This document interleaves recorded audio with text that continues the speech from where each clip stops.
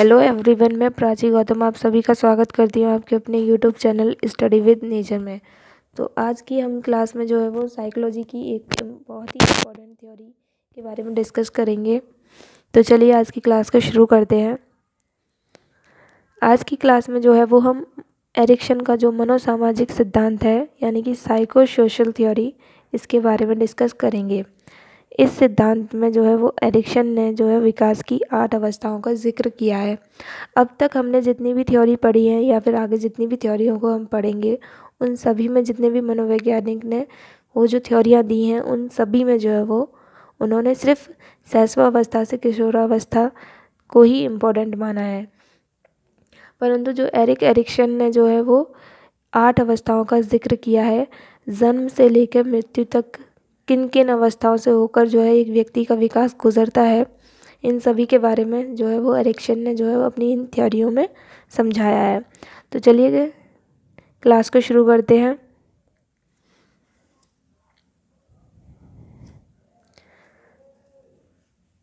मनोसामाजिक सिद्धांत। एरिक्सन जो है वो मन और समाज को जो है वो बच्चे के विकास के लिए बहुत ही इम्पोर्टेंट मानते हैं। एरिक्सन का जो मानना है कि एक बच्चे का जो विकास है वो मन और समाज दोनों का मिश्रण होता है, क्योंकि बच्चे के विकास पर मन और समाज दोनों का ही प्रभाव पड़ता है। एरिक्सन का कहना है कि बालक के विकास पर काम प्रवृत्ति का नहीं अपितु सामाजिक अनुभूतियों का प्रभाव पड़ता है। एरिक्सन जो एक नव फ्राइडवादी हैं, इनका जो ये सिद्धांत है वो फ्राइड की जो है मनोलैंगिक विकास के सिद्धांत से प्रभावित होकर इन्होंने यह जो मनोसामाजिक सिद्धांत जो है वो दिया है, परंतु वह काम प्रवृत्ति को नहीं सामाजिक अनुभूतियों को ज़्यादा इम्पोर्टेंस देते हैं। एरिक्सन जो कि एक जर्मन मनोवैज्ञानिक थे, इन्होंने अपनी इस थ्योरी में जो है वो 8 अवस्थाओं का जिक्र किया।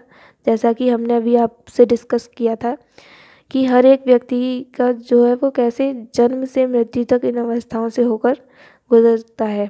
हर एक व्यक्ति जो कैसे इन अवस्थाओं से होकर गुजरता है।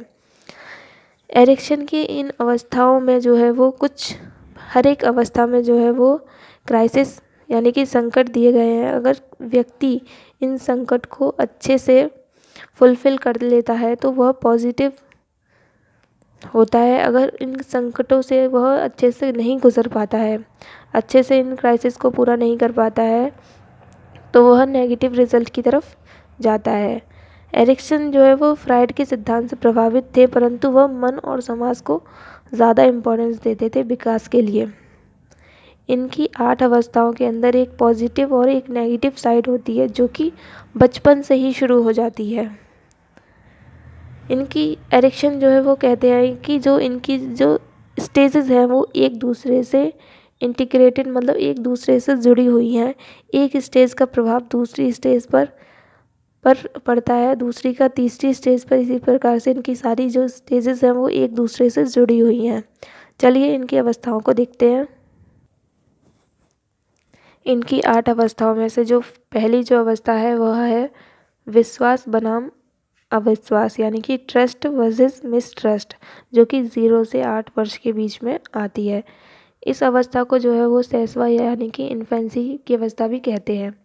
जब बच्चे का जन्म होता है और जिस भी फैमिली में वह बच्चा रहता है, अगर उस फैमिली से उस बच्चे को प्रेम, सहानुभूति और सुरक्षा की सुरक्षा, यह सारी चीज़ें अगर उस बच्चे को मिलती हैं तो उसके अंदर विश्वास की भावना जागृत होती है।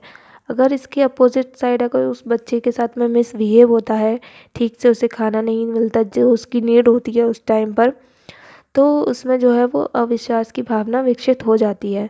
यह जो चीज़ें होती हैं उनकी जो आगे की स्टेज होती हैं इसको इफ़ेक्ट करती है। अगर उसमें विश्वास की भावना जागृत होती है तो वह उसकी आगे की स्टेज में इफ़ेक्ट करेगी।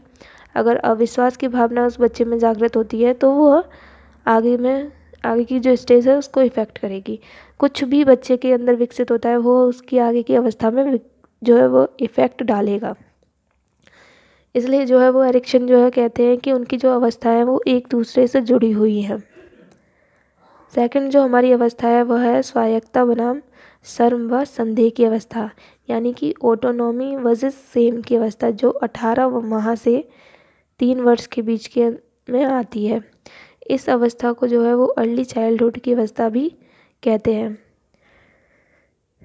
इसमें जो बच्चा जो 18 से 3 माह के बीच में है, तो इसमें जो बच्चे को टॉयलेट ट्रेनिंग दी जाती है।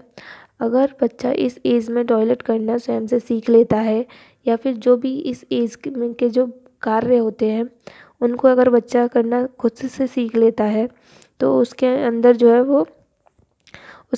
है स्वायत्तता या स्वतंत्रता की भावना जागृत हो जाती है। यदि यहीं पर अगर उसके अंदर ये सारी चीज़ें वो करना नहीं सीख पाता है किसी भी वजह से, तो उसके अंदर शर्म या संदेह की भावना विकसित हो जाएगी। इसीलिए एरिक्शन की जो हर एक अवस्था में जो है वो एक पॉजिटिव और नेगेटिव साइड दी हुई हैं। थर्ड जो स्टेज है वह है पहल बनाम अपराध भाव, इनिटेटिव वर्सेस गिल्ट की भावना। गिल्ट, इसको जो है वो प्ले एज भी कहते हैं, जो कि 3 से 5 वर्ष के बीच में आती है। इसमें जो वर्च्यूज जो गुण विकसित होता है बच्चे के अंदर, वह उद्देश्य यानी कि पर्पजनेस होता है, कि वह कोई भी जो कार्य होता है वो किसी उद्देश्य के उस पर ही करता है। और इसमें जो टास्क होते हैं वह होते हैं एक्सप्लोर और प्ले। इस एज में अगर बच्चे को हर चीज़ को एक्सप्लोर करने दिया जाए, खेलने दिया जाए बिना किसी रोक टोक के, तो उसमें जो है वो पहल की भावना जो है विकसित हो जाएगी। इसी के जो अदर साइड में अगर बच्चे को किसी भी काम के लिए रोका जाता है, उसे ठीक से खेलने नहीं दिया जाता, घूमने नहीं दिया जाता, तो उसके अंदर जो है वो गिल्ट की भावना यानी कि अपराध भाव विकसित हो जाता है। इसमें जो है वो फिर उस बच्चे के अंदर जो है वो आत्मबल की भावना विकसित नहीं हो पाती है।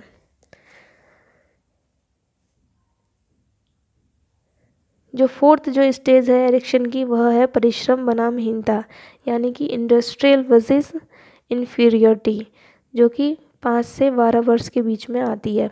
इसे स्कूल एज भी कहते हैं, क्योंकि इस एज में बच्चा जो है वो स्कूल जाने लगता है, इसलिए इसको स्कूल एज भी कहते हैं। स्कूल एज होने की वजह से इसमें जो है वो स्पोर्ट्स और स्कूल की जो एक्टिविटीज़ होती हैं वह सारी चीज़ें आ जाती हैं। इसमें जो गुण है वो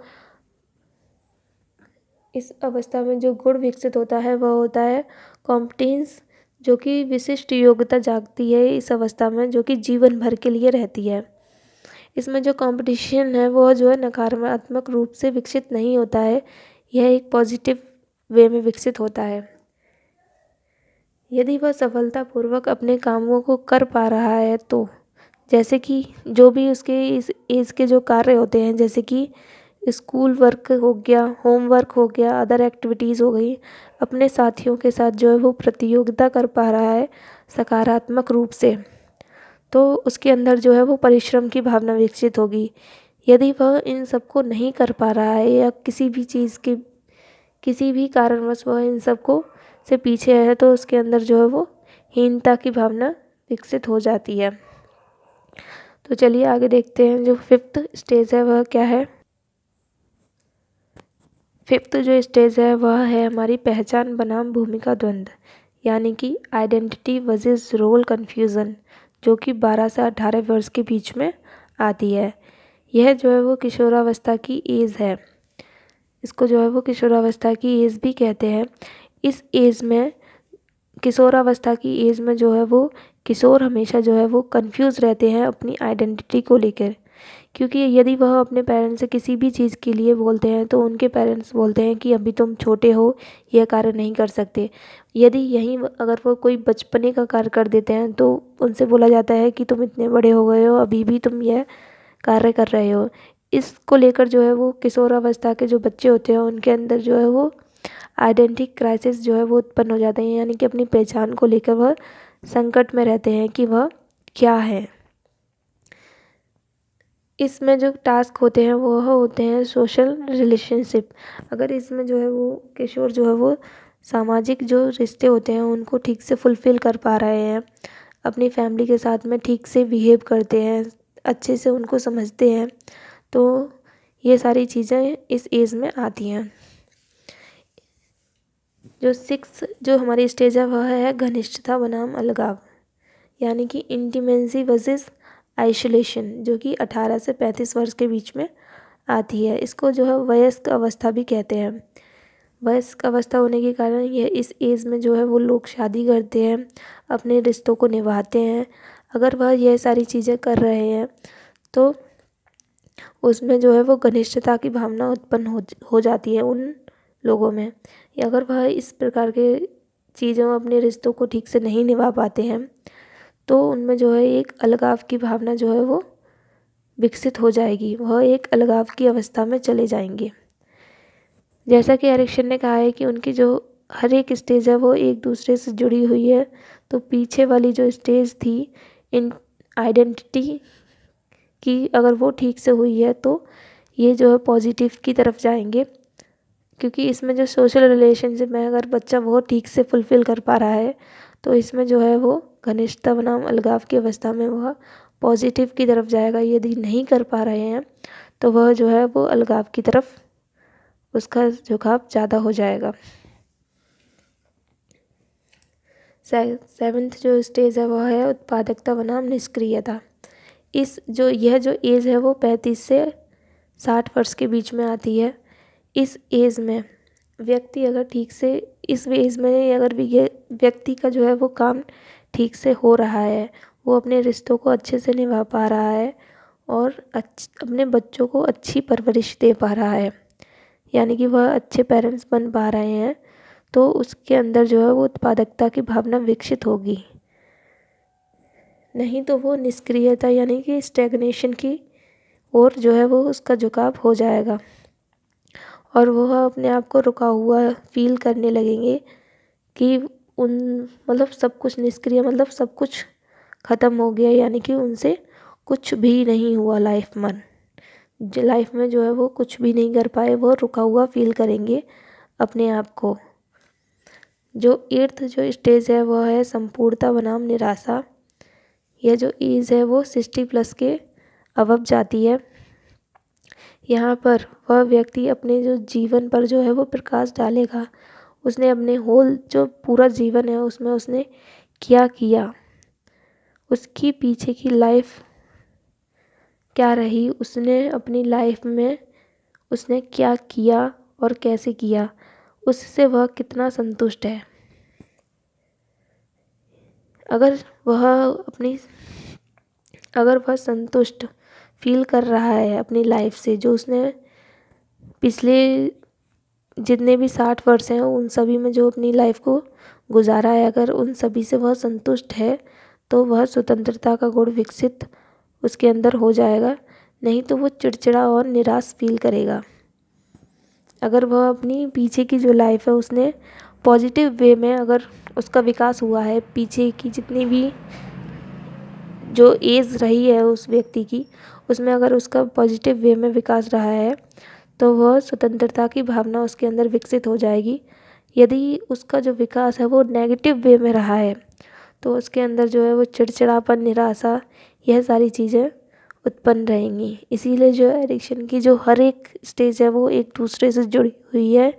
यहाँ तक कि जो पहली जो एज थी विश्वास बनाम अविश्वास की अवस्था, वह जो है वो संपूर्णता बनाम निराशा यहाँ तक जुड़ी हुई है। चलिए आज की क्लास में बस इतना ही। मिलते हैं अगली नेक्स्ट क्लास में एक न्यू टॉपिक के साथ।